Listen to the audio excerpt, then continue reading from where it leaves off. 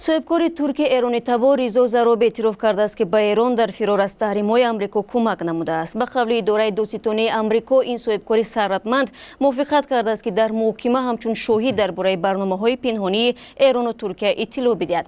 از جمله او راضی شده است بگوید که با کدام وسیله همراه با محمد هاکان اطلاع شستشوی پول، خرید اطلاع برای ایران، تقدیم پاره و فرار از تحریم‌ها را تشکیل کرده است. برای شرح این موضوع ما همکارمون رئیس منطقوی رادیو آزادی عباسی جوادی را دعوت کردیم. خوش آمدید به برنامه ما. و اصلا میخواستم با آن شروع کنیم که مقامات ترکیه گفتن که زروبی در گروگان است و یک در حالت فشار قرار دارد. شما چی میگید؟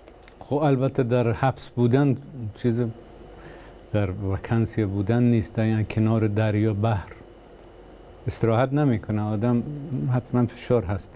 منتها میدانید که زراب رو در 2 هفته اخیر از حالت حبس بیرون آوردند و تحت نظارت وزارت عدلیه امریکا هست، حاضر در جای امن، منتها کسی نمیتونه اونو ببیند، پیدا کند و با وی صحبت کند جز مقام‌های عدلیه امریکا، وزارت دادگستری امریکا. و این هم در پروسیدورهای حقوقی امریکا چیزیش عجیب نیست و هست همچون نمونه‌هایی در نمونه‌های بزرگ کلان، حادثه های کلان، دعواهای کلان حقوقی، وقتی که متهم گمانبر تحت آماده هست که با حکومت، با دادگاه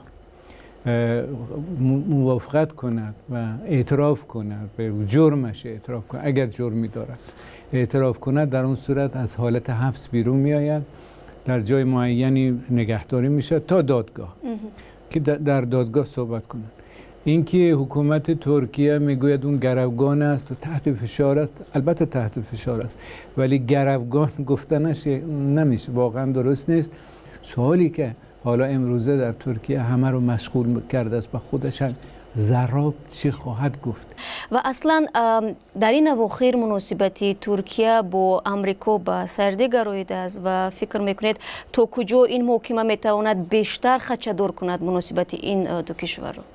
تا مسئله زراب 2 مسئله کلان که مناسبات ترکیه و امریکا رو بحرانی کرده است 2 تا بود.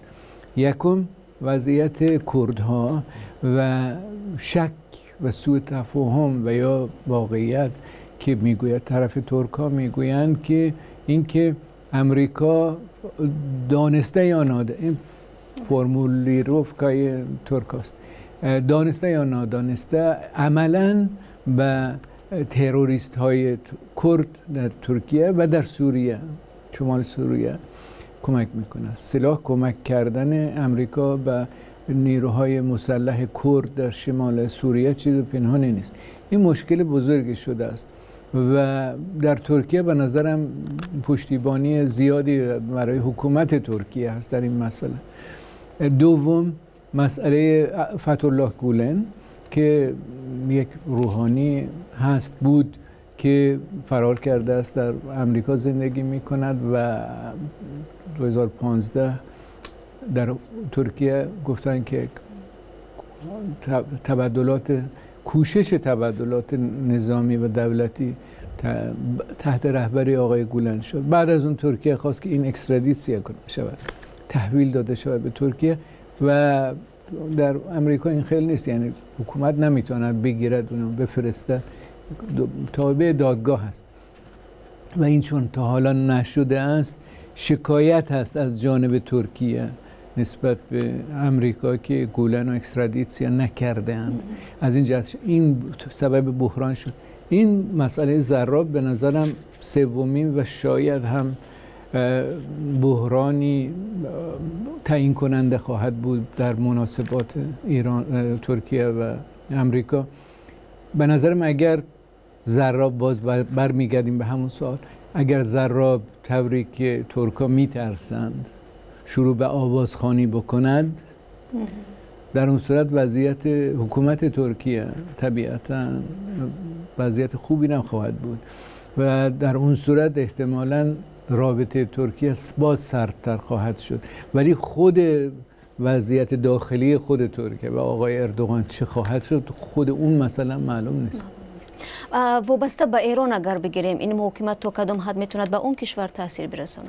کمتر تا ترکیه، چون که ببینید در ایران اتهام چی هست؟ اتهام این است که بین 2010 تا 15 زمانی که از نظر بین المللی و علاوه بر اون از طرف خود امریکا سانکسیا بود، امبارگو بود ضد ایران، اونم نه ضد این که ایران نفت نفروشد، گاز نفروشد، بلکه اساساً به خاطر اینکه ترانزاکسیون‌های بانکی رو منع کرده بودن، به خاطر نفت منع کرده بودن و کسانی رو که این منع و ممنوعیت رو خللدار میکردن پیگیری میکردن، از نظر حقوقی در امریکا پیگیری میکردن و این هم از نگاه امریکا هم خللدار کردن قانونهای امریکا بود و هم خللدار کردن امبارگوی بین المللی ضد ایران بود.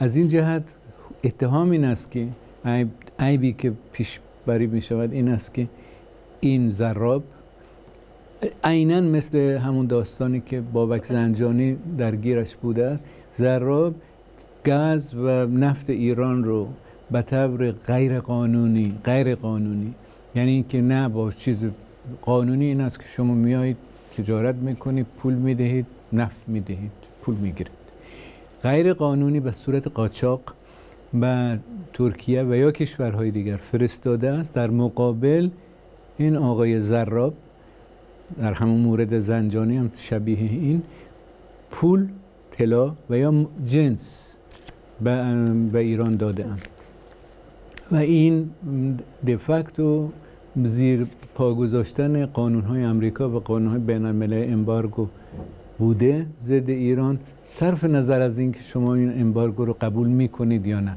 ولی ادعانامه این است که عیبنامه این است که اینها رو خللدار کرده. از این طریق هم به این آقای زراب و وزیرا و کارداران یعنی رهبرای معین مهم ترکیه هم پاره داده است، اون پاره گرفتن و اینها هم از طریق سیستم بانکی امریکا هم استفاده کردن برای گذرانیدن پولی که برای یک کار قاچاق و غیر قانونی انجام شده است.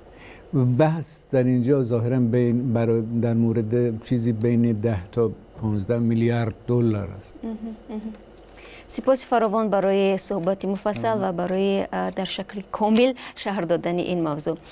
خاطر رسان میشیم که در مهمانی ما بودند رهبری بخش منطقوی رادیوی آزادی عباس جوادی. تشکر و روزی خوبی داشته باشید.